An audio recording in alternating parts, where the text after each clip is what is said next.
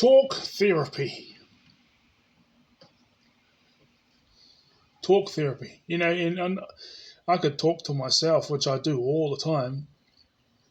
Yeah, unless if there's someone here with me, then I talk to them. But I'm in this transitional stage.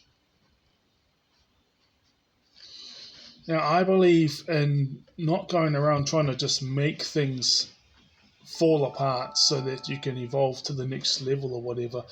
What's meant to be is meant to be. Why would you search out that pain? But the thing is it's all part of the process of elevating.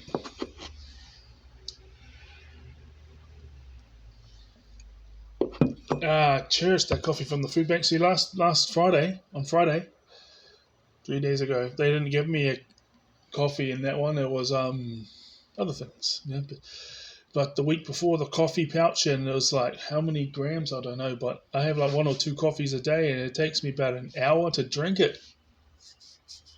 Because it's like, wow, and then you just like resonate with it rather than just gut it down and go. Also, obviously, not as airy-fairy all over the place. Takes time for, well, not airy-fairy anyway, but, just not a singular train of thought. So you got to go back and piece the puzzle together. To me, it makes full sense. There's a lot of voices for ADHD and a lot of voices for autism on here, but mine is unique, because a lot of them try and market it in a way that's relatable to neurotypicals. So the autistic and ADHD people will know what they're saying, but they want to have a bigger audience by making it clear and marketable to neurotypicals, which I understand. I agree where they're coming from if you want to have an audience, because my thing was, if they're really that interested, why don't you just off the cuff and no masking whatsoever. My whole theory of masking is this.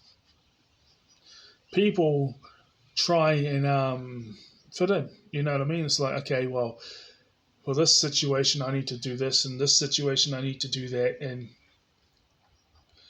it's not like they're hiding anything. It's just they know what they need to do to function in different situations. So for me, I was going to say try and be 100% authentically myself when I'm in public.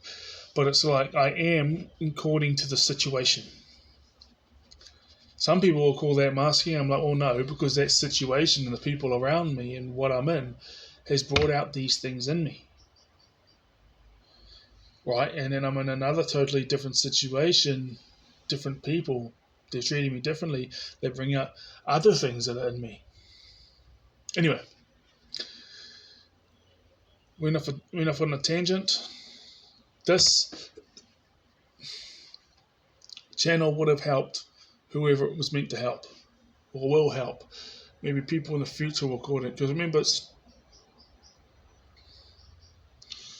what's the date today? The 19th. See? I was going to go check the date, but then I remember it's exactly 2 weeks until 5 years no contact. So day-to-day life, I'll just leave out of it, but I want to have talks. Because this has been helpful for me. It's not just helpful for whoever benefits from it. It's also helpful for me. It's reciprocal. Here's the helpful thing for me. It's called talk therapy. I didn't know about this until about a year ago. That one of the greatest ways for ADHD people to heal is called talk therapy. They're just sitting there, they're just talking like this. So, it's like a psychiatrist is sitting there, except for you guys can just flick off and go off or whatever, you know what I mean? And then there's a whole, and then other people, it might get them to cause the issues they're going through, or other people might be benefiting from it, and those who aren't, you just scroll up. And that's not an attitude from me. It just means to say it's not for you, So I didn't do it for you. So I'm not being a burden. By the way, I sit and listen to people when they're talking to me because I don't know what it's like for neurotypicals, but that's one of the greatest healing therapies for people with ADHD. It's just talk therapy when they're just talking it because they're trying to make sense of what's going on in their head, so they just sit there and talk, and as it comes out the mouth, it then starts to make sense, and over time they're able to make sense of their chaotic mind by the pure fact that they're talking.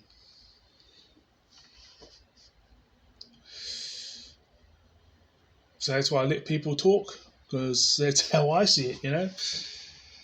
Anyway, on to the topic of this recording. Why ADHD, actually it can line up actually. Well, my recordings, there is bits and pieces that would make sense to autistic and ADHD people. Think about, all the recordings, especially those tangent ones will be, oh, that's ADHD, man. Why ADHD people love martial arts. Now, I don't know how many people in the world are ADHD. I used to think it was like 2%. Some people are saying it's like 10%. Some people are, whatever. But we are I don't know if we're a minority or if it's just that. We just got more DNA from the Neanderthals than neurotypicals do. So the Neanderthal DNA is not as strong in them. So that's why they say, oh, everyone's a little bit ADHD. Well, yeah, but the thing is you might have hundreds, just a number. Out of those 100 symptoms of your character, or what best meets your needs, you might have 7 that you inherited from the Neanderthals, and we might have 26 that we inherited from the Neanderthals, and what's literally best for us, we have to fulfill it, and we have 26 from the Neanderthals, not 7. So, a little bit ADHD, but nowhere near. You know what I mean? That's what I'm trying to say. Why ADHD people, they love martial arts? Well, here's the thing: is there's 8% of ADHD people pay their bills and have a career in sports and recreation. So whether it be rugby, whether it be running, whether it be fitness of some sort, gym, martial arts, 8% of our community pay their bills with sports, recreation, and fitness. In the neurotypical population, it's 2%, but there's just as much them that make money and make a career out of the sports, fitness, and gym and things like that as we do because of their sheer numbers.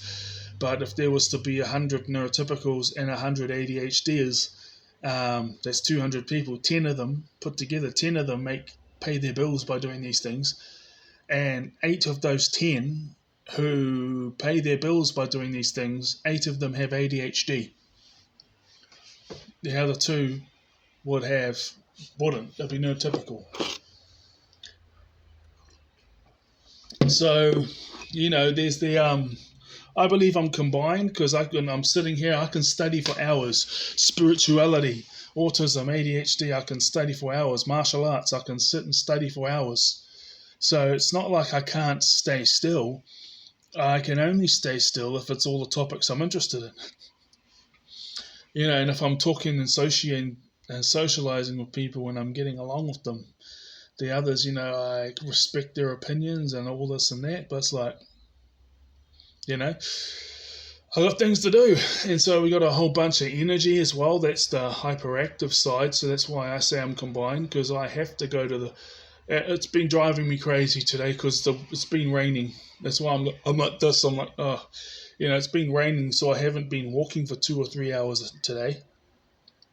I'm still going to go to the gym though. Do my 20-minute run in 5 sets of 20. The thing is why we love martial arts and gym and things like that is because our mind is continuously going. So when there's all these things happening around us and we're physically active and we're learning and we're striving to have goals and there's competition, that takes the chaos out of our mind and we're not stuck in our head anymore. We're out there doing what we got to do to benefit.